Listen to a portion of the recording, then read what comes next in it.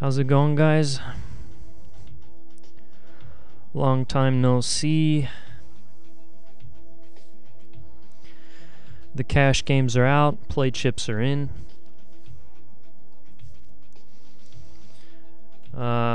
Played about 1 orbit so far, maybe 5 hands. So far the reads are good and the gears have been oiled. It's been a long time since I last played. If you guys remember, last video I made was on a website called Minted Poker, and it's shut down now for Americans, so that's really not a problem for me, because I adapt to my surroundings. If the cash games aren't going, I play the Playchips. If the Playchips aren't going well, then I play solitaire. So a lot of people say there's not much money to be made in Playchips. That's simply not true. When I was playing last year, I was playing at the highest stakes cash games, and I'll be honest, there were some days when I lost money, some weeks where I lost money, some months where I lost money. So that means maybe I played 30 days, 60 days, and maybe I lost $6. That's a -6, -6. So you're losing $6. Whereas if you play in a Playchips games during those 60 or so days, you lose 0, you win 0. So that means that's a net gain of $6. So essentially you are making money. Here we come over the top. I mean, I guess it all depends on how you think of it. Now, I couldn't come over the top here a 6th time. Instead, I'll do what's called a smooth call. And basically, you just call and it looks real smooth, and then you go for the check raise. So we missed our pair. We were going for middle or bottom pair, and we missed. So now we check, and here comes the check raise. He's gonna feed into us here. I can just sense it. War horse. He's trying to be powerful, and there it goes. There's the 160. I like his bet. You have a 160 in the pot plus 1,000. He's taking off 1,000, and he's just playing with the 160, and now we double it. That equals the sum of this, hence the double. And here it goes. He comes back over the top. I'm gonna show down my hand.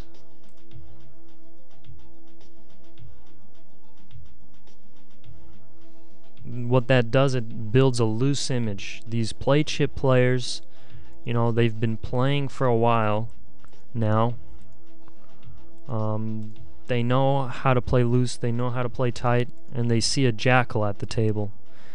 If you ever read Phil Hellmuth's beautiful book that he published about, I don't know, 10 years ago, I think it's called Play Poker Like the Pros.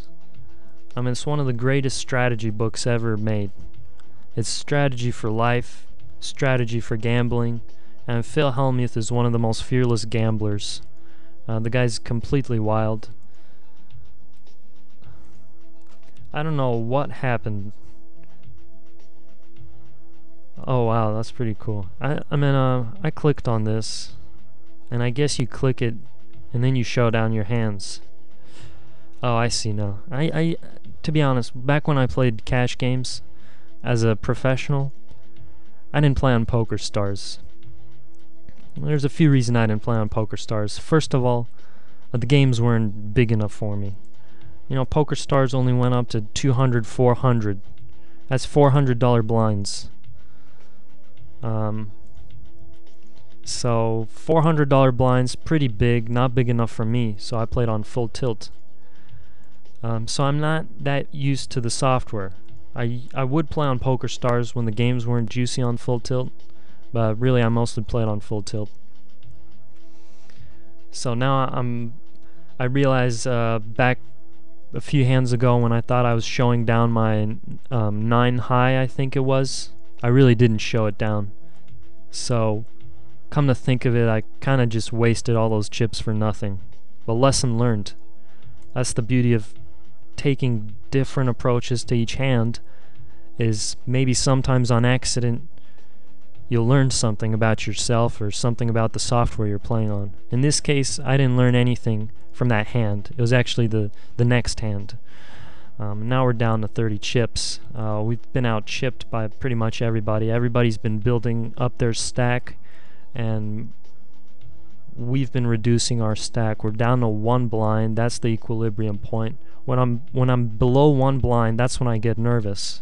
So far we're still at 1 blind, and now we're actually less than 1 blind, so I'm getting a bit nervous, but luckily we get dealt a hand.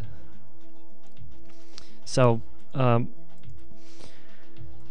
I was saying about Phil Hellmuth, I mean one of the most amazing gamblers, so one of the great poets. I mean, he doesn't even practice poetry, but just through his words that he speaks during tournaments, when you watch him on television, it's music to my ears. And I wouldn't say he's good to learn from, because there's very few players in the world that can play at my level, so I wouldn't really read his... And we're out. Whoo, close one. We finished last in the Playchip tournament. I'll register for another one. I'll continue this thought. See you guys in a few seconds. And we're back. So I mean, getting back to my thought, play poker like the pros. It introduces, and this is something that never crossed my mind from all my years of trying to teach you guys. He introduces the animal kingdom into the game of poker. Now here's the beautiful thing. You have hawks, you have jackals, you have elephants. I forget what other animals he had. So when I say I see a jackal, that means I see a player who's playing like a jackal. I haven't seen any hawks in all the years I've gambled, and it's for 2 reasons. One is I just don't think there's that many hawk players, but number 2 is personally I haven't seen very many hawks in my life, as mostly I just hang out in my room. And so like you don't get that many hawks indoors.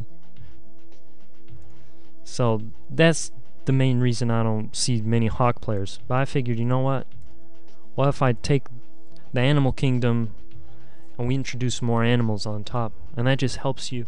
It helps you just get a feel for your opponents. Like this guy here, this guy's an Asian, so you think of an Asian animal. What's an Asian animal? Well,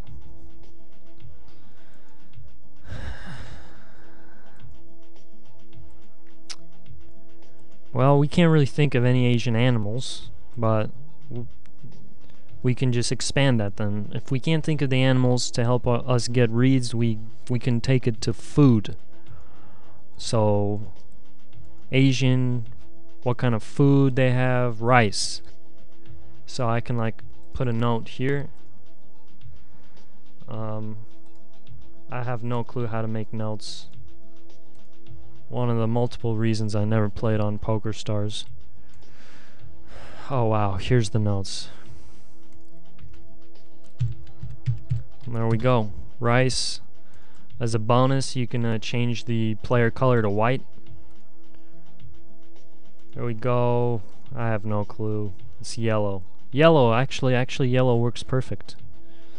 So, absolutely beautiful. When we pick up the pot here, we had 2 pair on the flop. We played it all the way through. And all of a sudden, we're the number 1 in chips here.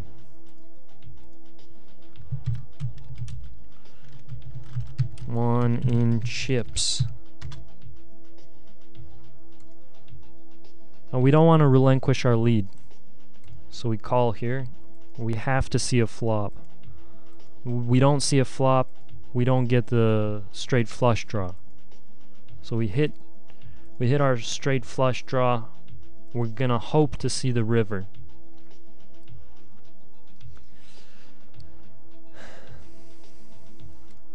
And a little trick that I learned. Boom, click click, now we show down our hand. Not a great card for us. We wanted either the ace of clubs or the 6 of clubs. And we get a 5. Absolutely disastrous turn, absolutely disastrous river. What we get out of this hand's clean. We don't lose too many chips, and we don't win too many, but we get 180.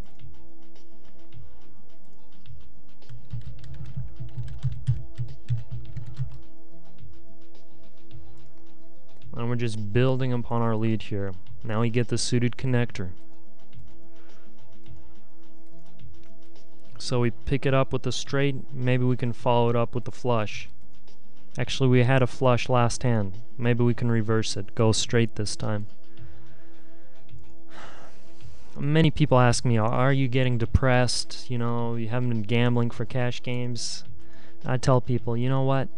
It's not about the money. Once you make so much money, it's not about the money. It's about winning.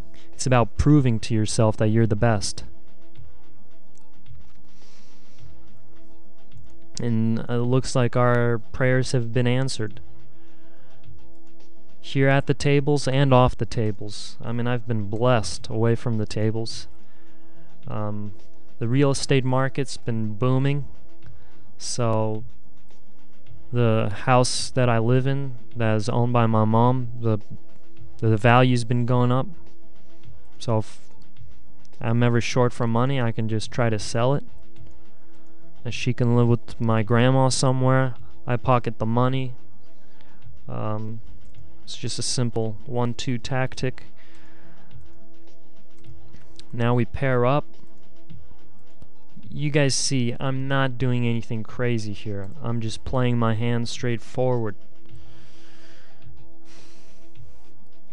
So I haven't been gambling as much as I used to. But I'm not rusty at all. And the reason is because I've been playing cribbage with a German midget that moved to my neighborhood.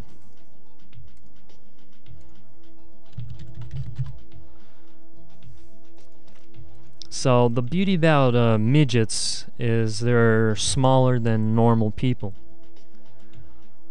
So this guy, he's from Germany.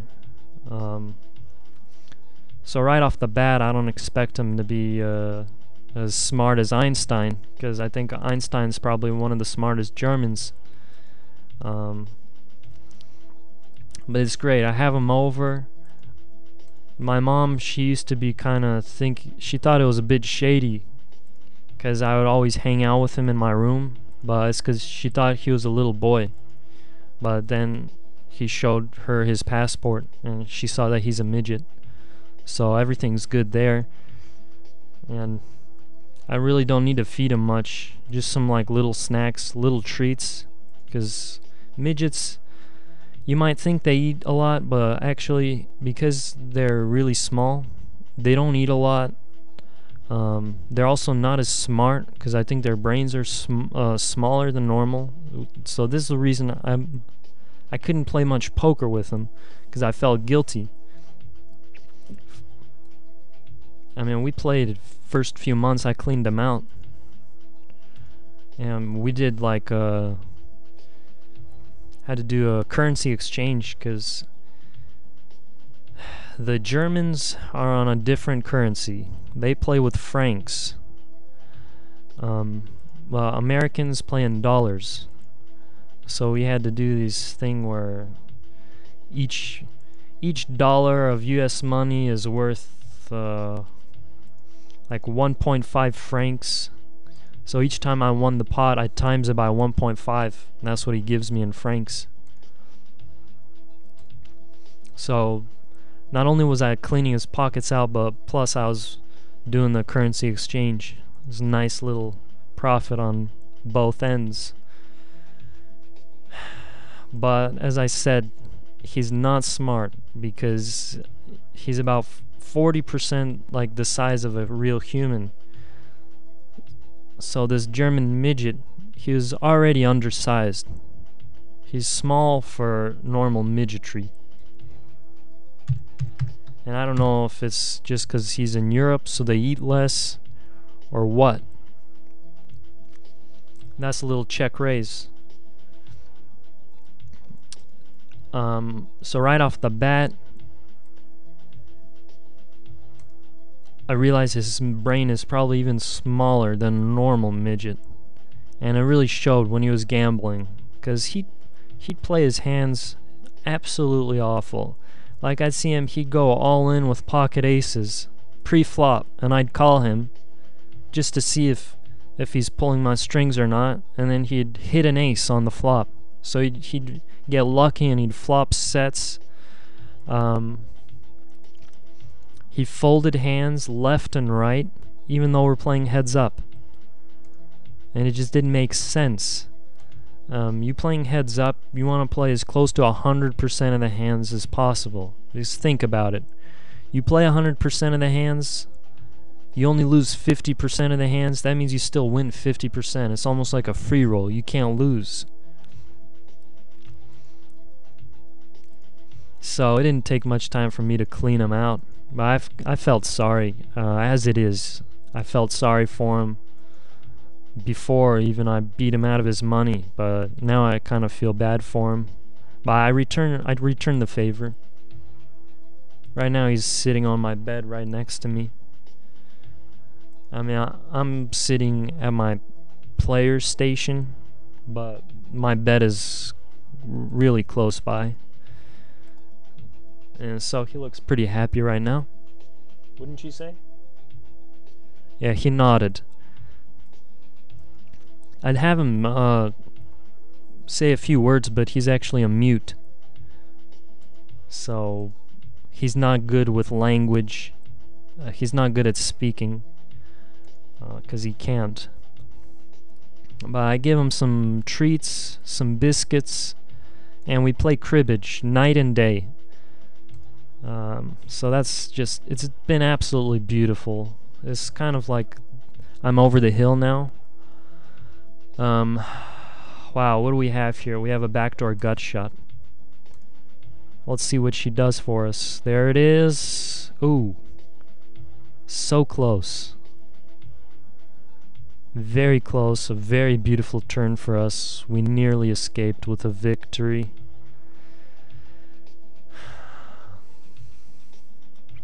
Hey, this guy's got some confidence now. We double him up, and now we have an opportunity for a squeeze play. So let's jack this up to 169.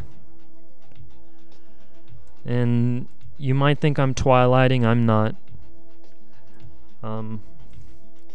You know, play chips, you really don't need to twilight that much. The reason being is nobody knows you're on that level, so it could backfire. And here's the thing about twilighting, is you want the players to know that you're capable of twilighting, because then that keeps them guessing. And if they don't know you're on that level, then they might think maybe he's not twilighting, I'll play normally. And this guy plays it superb. Calls it down with the ace high. Actually, he had a pair of aces. Even better play by him. I like that he played it slow. Very good play. Especially that he saw that I'm playing very loose. Don't get carried away. Just smooth call. Five streets. 5 cards, 5 streets, whatever.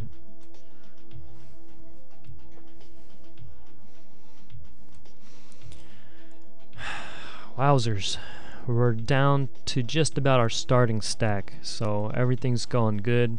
This guy's almost out. nothing new at the Playchips. The Italians couldn't play cash games, and they still can't play at the Playchips. No offense to any Italians out there. I mean, Italy is great at many things. Gondolas, like building leaning towers. But let me tell you, poker, not that great.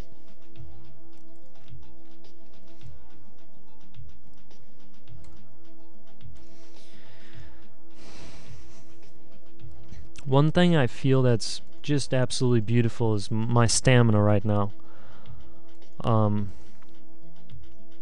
My clicks are strong. My wrist action is good. I feel I'm able to type fast. Like right now, if I need to type a quick note, quick message, I can just spit it out real quick. Like right now.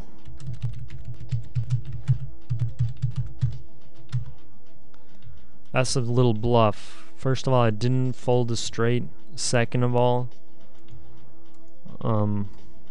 it sets it up for the next hand. Because I bluffed the last hand through the chat, then I could say I flopped trips.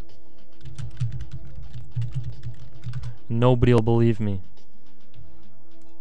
And the beauty is I smooth call on top. Turn just makes it a little bit sweeter. I'm a bit scared if somebody has pocket fours though. So I don't want to go over the edge with this hand. And this guy's betting big. I think he might have nailed it, so I'm out. Actually, you know what? I'll do something that's a little better. I'll slow roll him. Yeah, this is the turning point in the tournament. This could be a turning point, you know, for anything. Is you think you should do something, and then you get just this glimmer of light, this shining beacon that shines through the clouds, and it's telling you, you know what, do this instead. So I say to myself, you know what, I'll fold because the pocket fours are out there. But now I say, you know what, instead I'll slow roll. Instead I'll show this guy that I have the best hand. So that's what I'm gonna do. Oh, God damn it. Oh crap! I thought the time bank would have been faster. I wasn't actually slower. I wasn't paying attention. Looks like the joke was on me. I slow rolled myself. Oh man. Well played by him.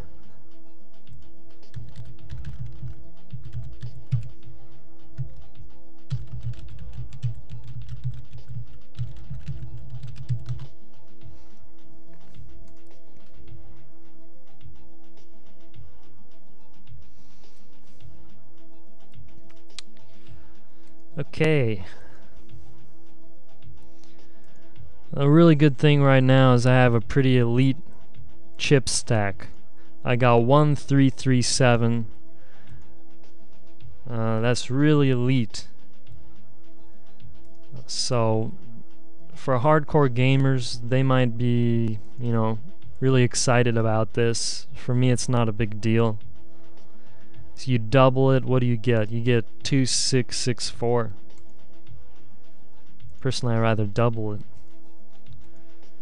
So we took a little hit, and I say I want to double it, so I will try to double it. We go in, and now it all makes sense. We're back to the 1, 3, 3, 7. That used to be our chip stack, now we raise it up.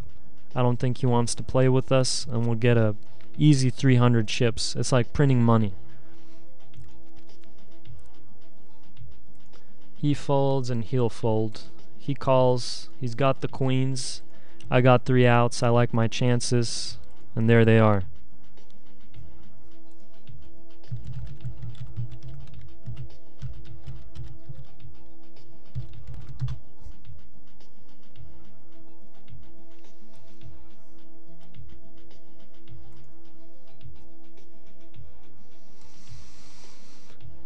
We're rolling good here. Let's bet 1200. We have the connector.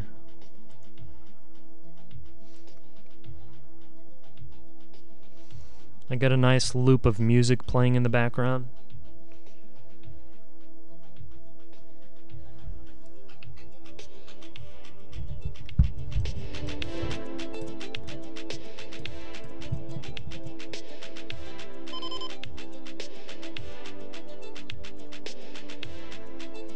Just everything going smooth. The music, the chip stack, we're relaxing. My conditioning is beautiful. I got a lot of stamina.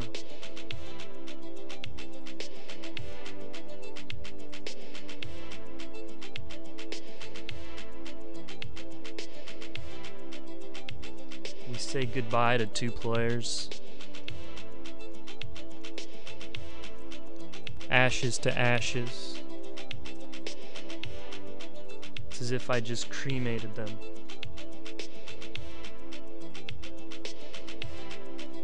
I have a German midget on my bed. And now this is my bread and butter, heads up play. This is what I made a living off of. Playing cash games at full tilt.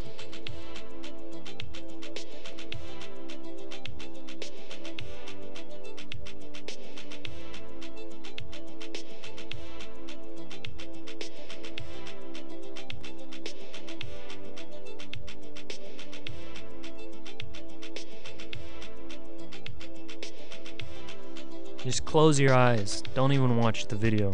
Just close your eyes and listen.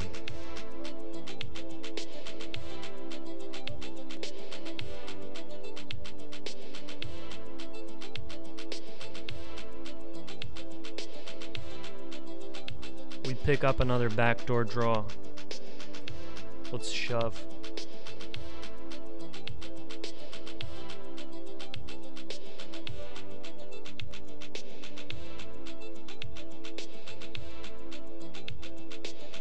$10-4. It's a classic cop message. 10-4. We go all in. That's my message. 10-4, I'm in. We get the 4. Goodbye, Mia Gooey. See you next time. So that's it. That's just a little glimpse of what my life's been like lately. Excellence from start to finish. We busted out of the first tournament quick, but guess what? We got all those chips plus more back, and it was really easy. So I hope you guys learned something. Hopefully this summer I'll have a lot more time. I'll make some more videos. See you guys next time.